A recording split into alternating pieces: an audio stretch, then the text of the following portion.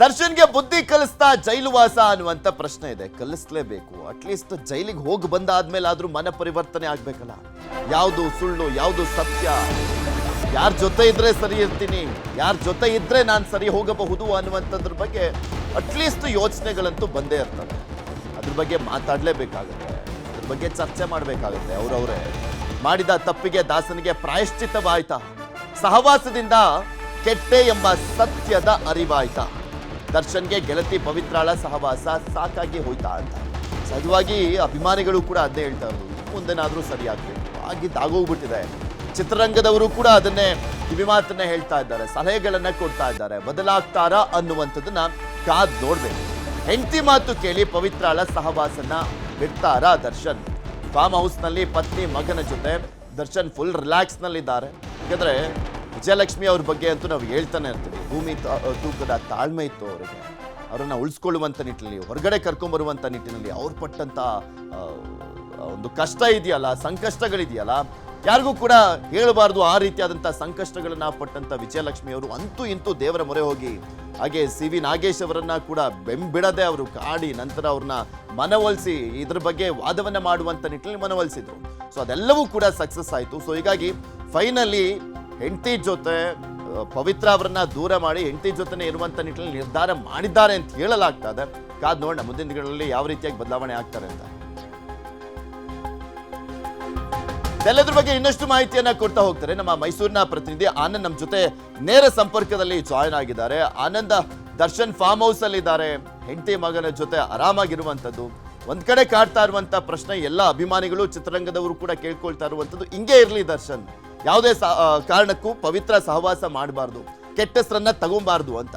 ಹೇಗೆ ನಡೀತಾ ಇದೆ ಅವರ ಮೈಸೂರಿನ ಡೈರಿಯ ದಿನಗಳು ಈಗ?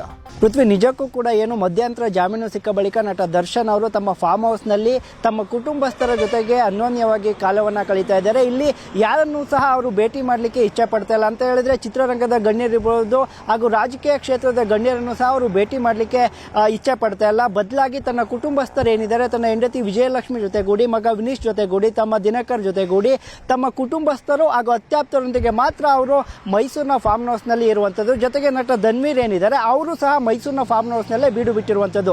ಇಲ್ಲಿ ಪ್ರಮುಖವಾಗಿ ಒಂದು ಅಂಶ ಎಲ್ಲರ ಮನಸ್ಸಿನಲ್ಲೂ ಕಾಡ್ತಾ ಇತ್ತು, ಅಲ್ಲದೆ ನಟ ದರ್ಶನ್ ಅವರ ಅಭಿಮಾನಿಗಳ ಮನಸ್ಸಿನಲ್ಲೂ ಕಾಡ್ತಾ ಇತ್ತು. ಅಂದರೆ ಜಾಮೀನು ಸಿಕ್ಕ ಬಳಿಕ ಅವರು ಪವಿತ್ರ ಗೌಡರನ್ನ ಭೇಟಿ ಆಗ್ತಾರಾ ಅನ್ನುವಂಥ ಪ್ರಶ್ನೆ ಕಾಡ್ತಾ ಇತ್ತು. ಇದಕ್ಕೆಲ್ಲವೂ ಸಹ ದರ್ಶನ್ ಪುಲಿಸ್ ಸ್ಟಾಪ್ ಅನ್ನ ಇಟ್ಟಿದ್ದಾರೆ.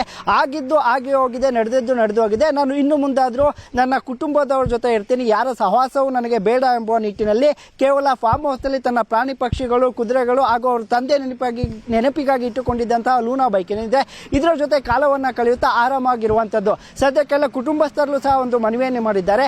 ನನ್ನನ್ನು ಭೇಟಿ ಮಾಡಲು ಯಾವ ಚಿತ್ರರಂಗದ ಗಣ್ಯರು ಇರ್ಬೋದು ಹಾಗೂ ರಾಜಕೀಯ ಗಣ್ಯರು ಬರುವುದು ಬೇಡ, ಯಾರನ್ನು ಸಹ ನಾನು ಭೇಟಿ ಮಾಡೋದಿಲ್ಲ, ನಾನು ಅಭಿಮಾನಿಗಳನ್ನು ಸಹ ಭೇಟಿ ಮಾಡೋದಿಲ್ಲ. ಮುಂದಿನ ದಿನಗಳಲ್ಲಿ ನಾನು ಹೊಸ ದರ್ಶನ್ ಆಗಿ ಹೊರಗಡೆ ಬರ್ತೇನೆ ಅನ್ನುವಂಥ ಮಾತುಗಳನ್ನ ಆಡಿದ್ದಾರೆ ಅನ್ನುವಂಥ ಮಾಹಿತಿಯು ಸಹ ಸಿಕ್ಕಿರುವಂಥದ್ದು.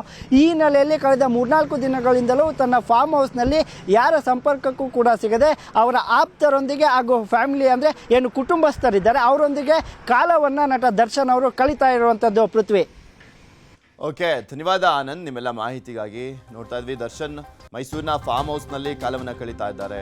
ಅವರಿಗೆ 2 ವಾರಗಳ ಕಾಲ ಮೈಸೂರಿನಲ್ಲಿ ಇರಲಿಕ್ಕೆ ಕೋರ್ಟ್ ಕೂಡ ಅವಕಾಶವನ್ನ ಮಾಡಿಕೊಟ್ಟಿರುವಂಥದ್ದು. ಸೊ ಹೀಗಾಗಿ ಜನವರಿ 5ನೇ ತಾರೀಕಿನವರೆಗೂ ಅಲ್ಲೇ ಇರ್ತಾರೆ ದರ್ಶನ್ ಮೈಸೂರಿನಲ್ಲಿ. ಯಾಕೆಂದರೆ ತಾಯಿಯ ಅನಾರೋಗ್ಯದ ನೆಪವನ್ನು ಕೊಡಲಾಗಿತ್ತು, ಮತ್ತು ಮೈಸೂರಿನಲ್ಲಿರುವಂಥ ತನ್ನ ಫಾರ್ಮ್ ಹೌಸ್ನಲ್ಲಿ ಪ್ರಾಣಿಗಳನ್ನು ಕೂಡ ನೋಡ್ಕೊಂಬರ್ಬೇಕು ಅನ್ನುವಂಥದ್ರ ಬಗ್ಗೆ ಮನವಿಯನ್ನು ಮಾಡ್ಕೊಂಡಿದ್ರು. 4 ವಾರಗಳ ಕಾಲ ಅವಕಾಶವನ್ನು ಕೊಡಬೇಕು ಅಂತ ಕೇಳ್ಕೊಂಡಿದ್ರು.